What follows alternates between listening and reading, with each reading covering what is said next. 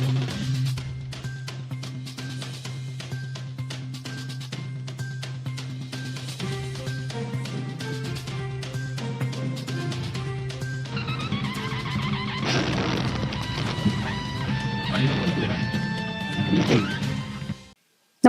आपण पाहता हिरकणी न्यूज.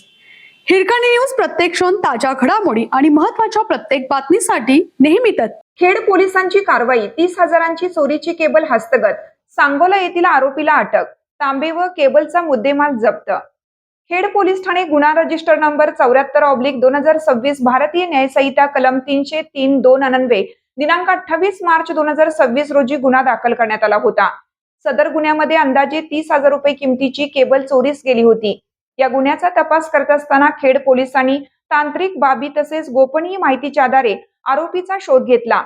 तपासादरम्यान सदर गुन्ह्यातील आरोपी दत्तात्रय शिवाजी गोडसे वय 25 वर्ष राहणार नरळे वस्ती खिलारवाडी तालुका सांगोला जिल्हा सोलापूर यांची निष्पत्ती करण्यात आली. पोलिसांनी आरोपीस अटक करून त्याच्या ताब्यातून चोरीस गेलेल्या केबलमधून सोलून विकलेले तांबे व इतर मुद्देमाल असा एकूण 30,000 रुपये किमतीचा मुद्देमाल हस्तगत केला आहे. या कारवाईमुळे चोरीच्या गुन्ह्याचा तपास पुढे नेण्यात पोलिसांना यश आलं असून गुन्ह्यातील इतर बाबींबाबत तपास सुरू आहे.